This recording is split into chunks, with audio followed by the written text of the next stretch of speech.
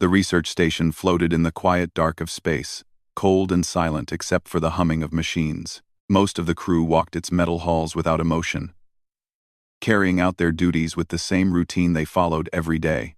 But deep inside the restricted lower level, in a forgotten cell where no sunlight or hope reached, a young alien woman named Lyra sat chained to the floor like something dangerous. She had lost track of how long she had been there. Her arms were bound with metal cuffs that glowed whenever she tried to move too far, sending a painful vibration through her muscles. Her legs were restrained too, fixed to the center of the cell so she could only sit or kneel. Her back leaned against the cold wall, and every breath she drew was slow and heavy. Her species was strong by nature, stronger than most alien races, but months of isolation and mistreatment had drained her strength. The guards outside her door avoided looking at her. Some believed she deserved it. Others were simply afraid. To them, she wasn't a woman. She was a weapon, a threat, a creature. That was the word they used most: creature. Nobody cared to ask who she truly was or why she had been captured. But all of that changed the day a human named Evan arrived on the station. Evan was a maintenance technician, assigned there after a sudden need for extra engineering support. He didn't know the full history of the station, nor did he know that there was a prisoner locked away inside it. He simply assumed he would repair old systems, replace worn-out circuits, and return home after a few weeks. Humans were known for their adaptability and calmness under pressure, so he didn't worry too much. But his nature was different from many others. Where others followed orders without question, Evan had a habit of noticing details others ignored. And when something felt wrong, he couldn't shake the feeling. His shift that day was supposed to be simple. Check the temperature regulators on level 4, and then inspect the old wiring in the lower corridor. But while carrying his tools and reading the station map on his tablet, he took a wrong turn. The hallway became darker and narrower the deeper he walked. The air felt heavy, and for a moment, he wondered if he had crossed an area cut off for repairs. He turned a corner and stopped. At the end of the hallway stood a reinforced door with glowing red locks. A guard sat beside it, bored and half asleep.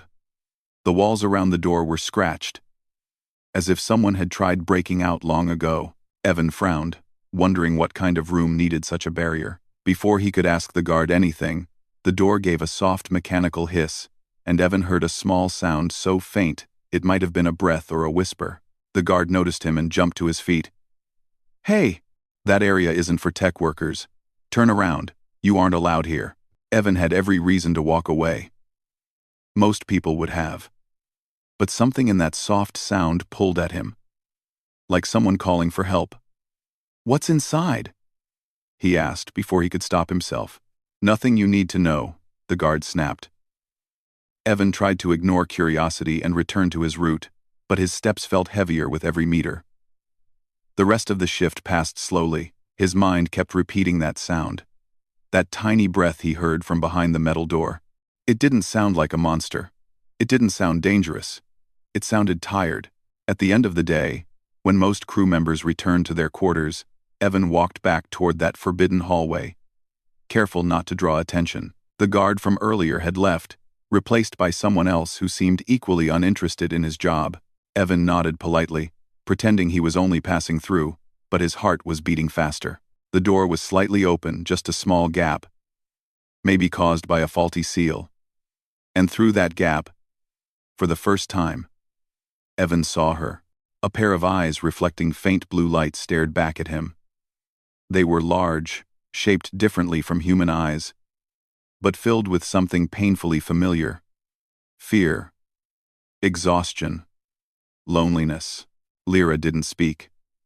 She barely moved. When she saw Evan looking in, she tensioned, as if expecting him to shout, or call guards, or treat her the way everyone else did. Her hands shook in the metal cuffs. She lowered her head again, almost hiding like an animal who had been beaten too many times. Evan didn't understand why, but his chest tightened at the sight. He didn't see a beast. He saw a person suffering. He stepped closer. "Hey, are you okay?" he asked softly. Her head turned, confused. No one had ever asked her that. Not here. Not since her capture. A guard's voice came suddenly from behind Evan. "Hey!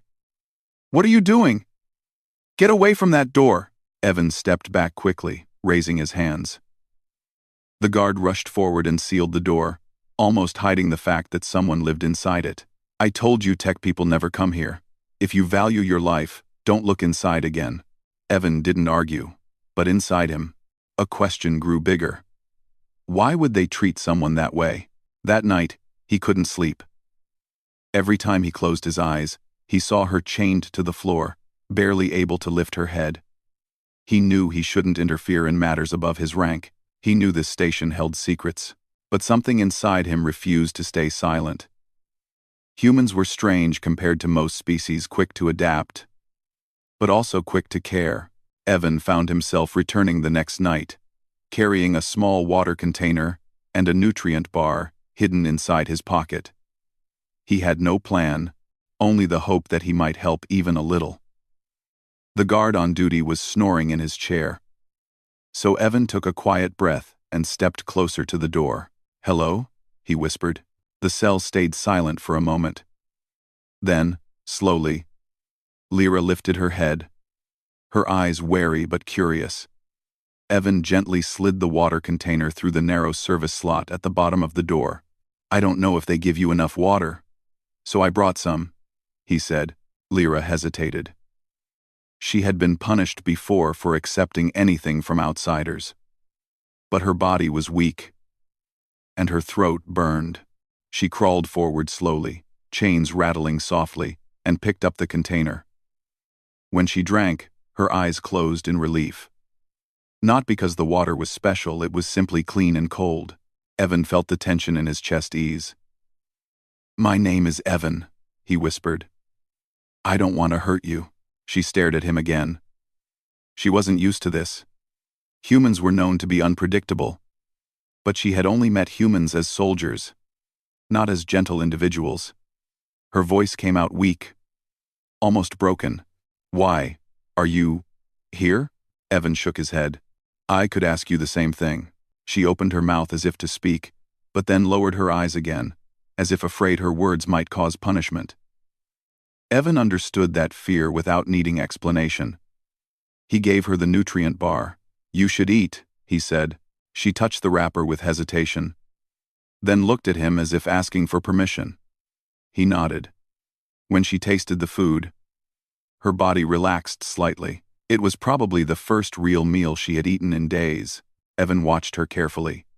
She wasn't wild. She wasn't violent. She wasn't even strong at the moment. She was tired, deeply tired. After a moment, she whispered, "They think I'm dangerous." Evan leaned closer, keeping his voice soft. "Are you?" She looked at him, surprised. No one had ever asked her that directly. Her answer was quiet. "I don't want to hurt anyone." For several seconds, neither spoke. The station hummed around them, and the faint lights cast gentle shadows through the door. Evan finally whispered, "I'll come back tomorrow." Lyra didn't respond, but her fingers curled slightly around the empty water container, holding it like something precious. When Evan walked away, she watched until he turned the corner.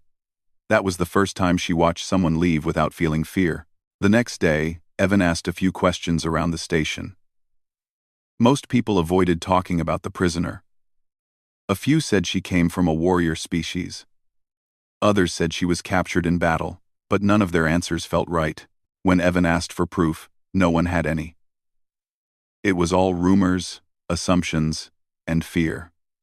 The more he learned, the more wrong everything felt. That night, he returned again, this time with medical supplies. Lyra's wrists were bruised from the cuffs, and her skin showed signs of infection. When Evan opened the slot and offered an ointment pack, she stared at it in confusion. No one had ever tried to heal her.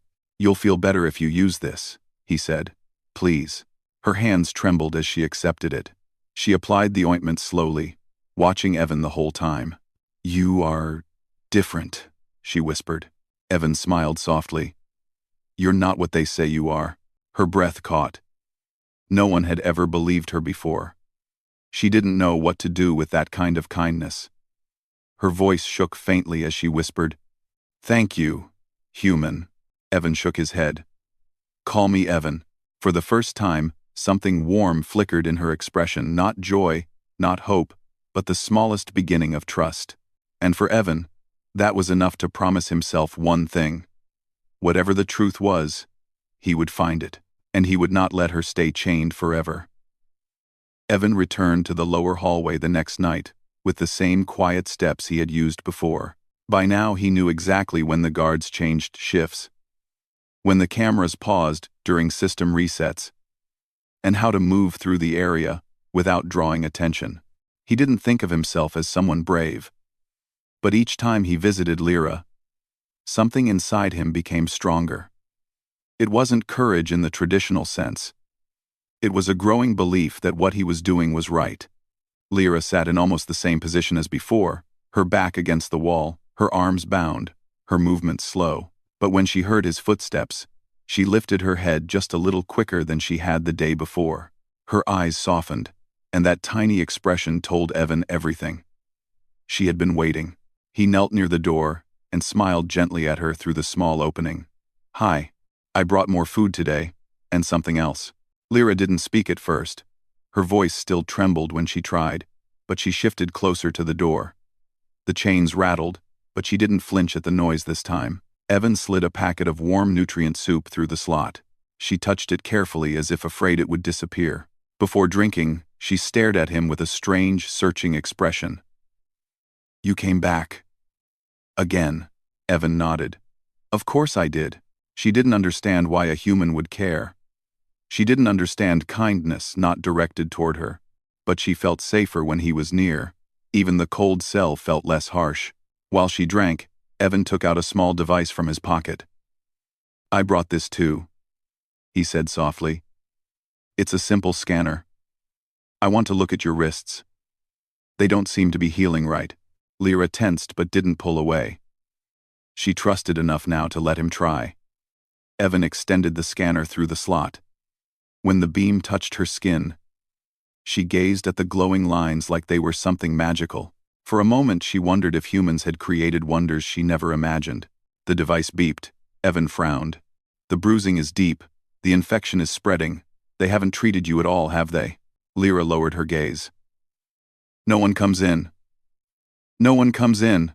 Evan pressed his forehead against the cold metal of the door, trying to understand how a living, intelligent being could be neglected so carelessly. "This isn't right," he whispered. "You don't deserve this." Lyra blinked slowly. The words were simple, but they reached a part of her that had been silent for months. "Why do you say that?" "Because it's true," he answered. "You haven't done anything wrong." Her breath caught. No one had asked her side of the story. Not once. She felt tears sting the corners of her eyes, but she refused to let them fall. Her people believed tears were a sign of personal failure, but here, in the presence of the only person who treated her gently, she almost allowed herself to break. Evan didn't see her tears, but he sensed her pain. "Lyra," he said quietly, "how did you end up here?" For a moment, she didn't speak. The silence stretched between them until the station's distant machinery hummed again. Then, slowly, she began. "I was taken," she whispered. "Not in battle. Not in war. I was traded." Evan's eyebrows pulled together. "Traded? My people have rivals," she said. "We have always had peace, but peace can be fragile. One group wanted power. They needed a reason to start conflict. They told the galaxy that I was dangerous, that I attacked them, that my people could not control me." Evan's chest tightened. "But you didn't do anything?" "No," she said, shaking her head weakly. "I never harmed anyone. They lied. They captured me and sold me to this station as proof of their story. They knew the galaxy fears my species. They knew no one would question it." Evan gripped the door frame. Every word she spoke sounded like a wound opening. He realized the truth. Lyra wasn't a prisoner of war. She was a victim of politics. A pawn used to justify someone else's agenda. Did anyone here even ask what happened? Evan asked, already knowing the answer. No, she said softly. They saw my strength in chains. That was enough. Evan felt anger rising inside him. The quiet kind that made his voice low and steady. I'm so sorry. Lyra, you didn't deserve any of this. Her eyes widened slightly at his apology. She didn't understand why he would feel sorry for her suffering. Her world had taught her that power decided fate. Humans, however, believed in fairness more than most species. Lyra watched him carefully, seeing sincerity in every line of his face. You are unusual, she whispered. Humans confuse me. Evan chuckled softly, though there was pain behind it. We confuse ourselves most of the time. But kindness shouldn't be confusing. Lyra touched her wrist slowly. Your kindness, it feels strange. I am not used to it. Well, Evan said, you'll get used to it, because I'm not leaving you alone. Her breath trembled again. Trust was dangerous. Trust could be broken. Trust had harmed her before. But somehow, the way he spoke made her believe. They talked quietly for nearly an hour. Evan asked about her homeworld, her people, her training. She spoke of forests with glowing plants, of tall structures shaped like living trees, of a culture that valued honor but had been twisted by outsiders who feared their strength. The more she spoke, the more Evan realized she was nothing like the beast the station believed her to be. But their time was cut short when footsteps echoed down the hallway. Evan quickly stood up. A pair of officers approached, talking about new orders. Council wants the prisoner evaluated, one officer grumbled. Rumor is she's becoming unstable. Unstable? The second officer snorted. She just sits there. But a scared creature can become desperate. Better we deal with it sooner. Evan hid his alarm and walked away casually before they reached the door. But his mind raced. Their tone, their words, something felt wrong. He knew enough about military language to understand what "deal with it" truly meant. When the officers passed, Evan slipped into an empty room and breathed deeply. They weren't talking about evaluation. They were talking about elimination. Lyra was in danger, immediate and serious. That night, Evan couldn't shake the feeling that he needed to act fast. When the station lights dimmed for rest cycle, he hurried back to Lyra's cell. She sat quietly. But when she saw his tense expression, she straightened. Something happened, she said softly.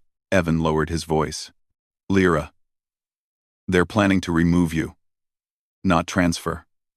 Not question. Remove. She didn't ask what he meant. She knew. Her body stiffened, and the chains trembled as she moved. But she didn't scream or panic. Instead, she looked at him with calm acceptance that made Evan's heart crack. You're not fighting? He asked, confused. What choice do I have? She whispered. I am chained. Weak. Alone. You're not alone, Evan said firmly. Not anymore. Lyra stared at him, unsure if she should believe what she heard. What do you mean? I'm going to get you out, he said. We need to leave this station before they come for you. Lyra blinked slowly. The idea sounded impossible. She couldn't imagine freedom anymore. But Evan's certainty made her feel something she thought she had lost. A tiny spark of hope. They will stop you, she said. They can try, Evan replied. But humans don't give up easily. Lyra's chains rattled as she shifted closer to the door. If you help me, they will punish you. Evan shook his head. I'll deal with that later. Right now, I'm worried about you. Something warm touched her chest. Something she hadn't felt in a long time. She lowered her eyes. Evan, why are you doing this? He took a deep breath. Because what's happening to you is wrong. And because you deserve freedom. Not chains. She looked at him again. Truly looked at him. And for the first time, Her voice held quiet strength, rather than fear. "Tell me what to do," Evan explained his plan in low whispers. He had spent most of the day secretly studying the station's systems. The locks on her cuffs were connected to a central power node. If he caused a temporary overload in that area during low-traffic hours, the restraints would release for less than a minute, just enough time for Lyra to move. After that, they would need to reach the shuttle bay before the officers realized what had happened. Lyra listened carefully. Her weakened body trembled at the idea of standing again, but she did not doubt him. "I will follow you," she said. "Even if I fall." "You won't fall," Evan answered gently. "I'll be right beside you." A soft silence filled the cell. Lyra's eyes held something new, something fragile but real. Trust. Evan slowly reached through the slot and touched her wrist with 2 fingers, careful and gentle. Lyra inhaled sharply, stunned by the simple gesture. No one had touched her kindly in months. Her whole body relaxed. "Tomorrow night," Evan whispered. "Be ready." She nodded slowly. "I will be." And in that quiet moment, in a cold cell hidden deep inside a metal station, a human and an alien formed a bond stronger than the walls around them. Lyra was no longer just a prisoner. Evan was no longer just a technician. And tomorrow night, everything would change. The station lights dimmed into night mode, filling the metal corridors with a bluish glow. Only a few guards remained awake, their footsteps slow and careless. They had no reason to expect trouble. The prisoner had never fought back, never tried to escape, never even raised her voice. She was silent, weak, and obedient, or so they believed. Evan moved quickly through the maintenance shafts, carrying a small toolkit strapped to his side. His heart pounded hard enough that he could hear it echo in the narrow space. Tonight was the only chance he had. If he failed, Lyra would not survive another day. He kept seeing her bruised wrists, the hopeless way she spoke about having no choice. He would not let her end like that. Not while he was still breathing. He reached the power node controlling the lower cell restraints. It sat in a corner panel behind a vent, glowing with steady pulses of green and blue. Evan opened the panel quietly, his hands shaking just a little. Years of training had taught him how to dismantle almost any station system. But this was different. This wasn't a repair job. This was saving someone's life. He took one deep breath and whispered to himself, "For her." Then he pulled the first wire. Somewhere in the cell deep below, Lyra lifted her head as her restraints flickered with sudden heat. The metal cuffs glowed, not with pain but with energy release. She remembered Evan's instructions clearly. When the cuffs unlocked, she had less than a minute to move before they reactivated. Her pulse raced. She had not stood in months. Her legs felt like hollow branches. But when the cuffs clicked open and dropped to the floor, she pushed herself up with trembling arms. She gripped the wall, forced her knees to lock, and rose shakily to her full height. For a moment, dizziness washed over her. Her vision blurred. But she kept breathing. Evan believed she could walk, so she would walk. The cell door, still sealed by command codes, didn't open. But that didn't matter. Evan had planned this. She only needed to stay alert. She stared at the door, waiting for her next signal. Noise erupted upstairs, a short alarm, then silence. Lights flickered across the station. Evan had triggered a power surge, big enough to confuse the system, but small enough to look like a maintenance glitch. "Come on," Evan whispered, yanking another wire free. Sparks jumped across the panel, and the entire hallway darkened for 3 seconds. Enough time. Down below, the cell door released with a heavy hiss. Lyra's eyes widened. Her heart jumped. Freedom, real freedom, waited just beyond that doorway. She limped forward, every muscle screaming from inactivity, but she pushed through the pain.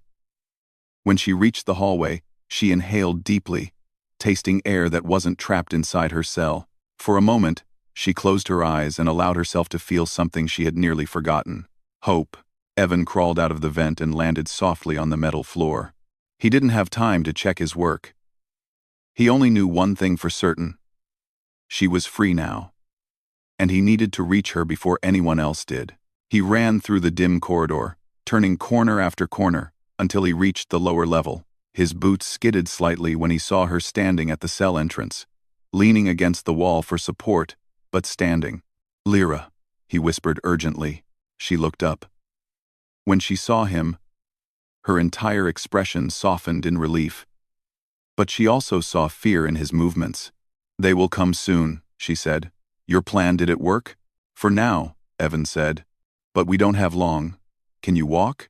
She looked down at her legs, then back at him.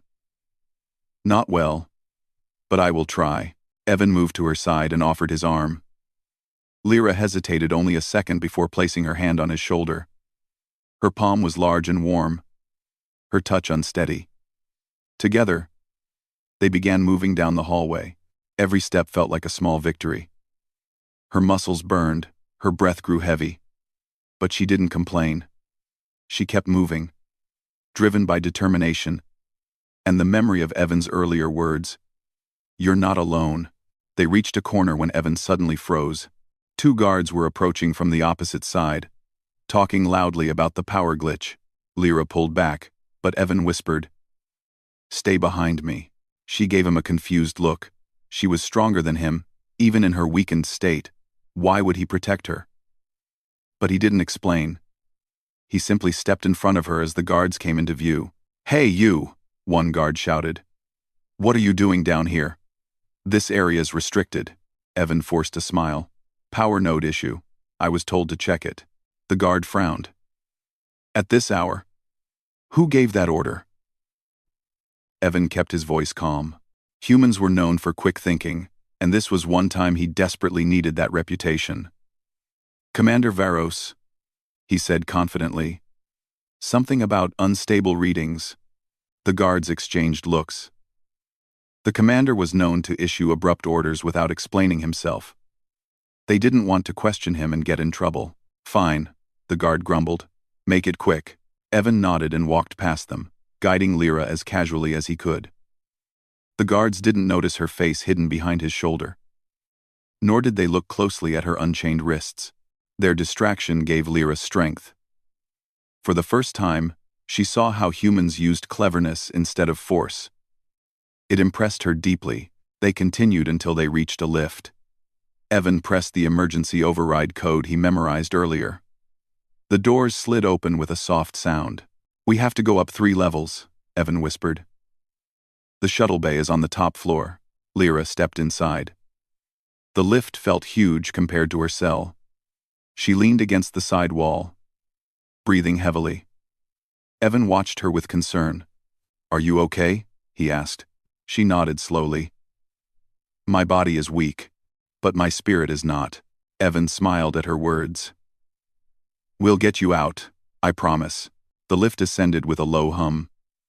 But halfway up, a red light flashed above the doors. Evan's heart stopped. "They detected the cuff release," he whispered. "Security will be searching now." Lyra straightened, gathering her strength. "Then, we must be faster." When the lift doors opened, the hallway ahead was quiet but tense. Security drones hovered near the ceiling, scanning for irregular activity. Evan pulled Lyra into a maintenance passage before the drones noticed movement. The passage was narrow and dark. Lyra had to crouch slightly to fit, but she followed without complaint. Evan led her through a maze of hidden service paths until they reached a grate overlooking the shuttle bay. Below them, several small ships rested on landing pads. Only one bay door was open, the one Evan had unlocked earlier while pretending to do repairs. But 3 armed officers stood near the ships, talking urgently. They were preparing to lock down the entire area. Evan felt a wave of panic. "This is bad. They're already here." Lyra looked down at the officers, her eyes narrowing. "I can distract them." "You're not strong enough," Evan whispered. "And you're still injured." She surprised him by placing her hand gently over his. "Evan, I am tired of being helpless." He stared at her, conflicted. She wasn't the monster they feared. She wasn't violent. But she was powerful. And even weakened. She could defend herself without hurting anyone. Finally, he nodded. "Okay. But be careful." Lyra took a slow breath and pushed the grate open. The soft clatter drew the officer's attention instantly. "What was that?" one of them said, lifting his weapon. Before they could react further, Lyra dropped down from above. She didn't attack. Instead, she slammed her foot onto the ground, hard enough to make the floor tremble. The officers stumbled, losing their balance. Evan jumped down beside her. One officer reached for an alarm, but Lyra swept her arm across his path, knocking the device out of his hand. She didn't strike him, only blocked him with incredible precision. Another officer tried to raise his weapon. Lyra stepped forward, twisted his wrist gently but firmly, and disarmed him without injury. The third officer stared at her in shock. "She's not attacking," he gasped. Evan grabbed Lyra's hand. "Come on." They ran toward the nearest shuttle. Evan sealed the hatch behind them and rushed to the pilot seat. Lyra stood beside him, steadying herself on the console as the ship hummed to life. As they lifted off, security alarms echoed through the station. Doors sealed, officers rushed into the bay, but the shuttle was already rising. Evan launched them into open space with a burst of acceleration. Lyra watched the station shrink behind them, her expression unreadable. "You're free now," Evan said softly. Lyra turned to him, her voice trembling. "I never thought I would hear those words again." They flew toward a neutral system governed by a peaceful council. Evan had data recordings, proof of her mistreatment, and logs of the lies told about her. He would speak for her if she couldn't. He would make them listen. When they reached the council world, representatives gathered to judge her case. They expected a wild creature. Instead, they saw a weary but noble woman, standing beside a human who refused to leave her side. Evan spoke with calm honesty. Lyra spoke with quiet dignity. The council listened and believed. By the end of the hearing, she was declared innocent and granted full protection. When they walked out of the council chamber, Lyra looked at Evan with something warm in her eyes. "You changed my fate," she whispered. Evan shook his head. "No. You changed it yourself. I just helped." She stepped closer, her voice soft. "Evan, what will happen now?" He smiled gently. "Whatever you want, Lyra. You're free." She looked at the sky above the city, then back at him. "I want to learn more about your people. I want to understand this kindness you showed me." Evan nodded. "Then stay with me, as long as you like." Lyra took a slow breath, feeling the air of freedom fill her lungs. For the first time in a long time, she felt alive, not chained, not hunted, not feared, just free. And with a human at her side, she no longer felt afraid of the future.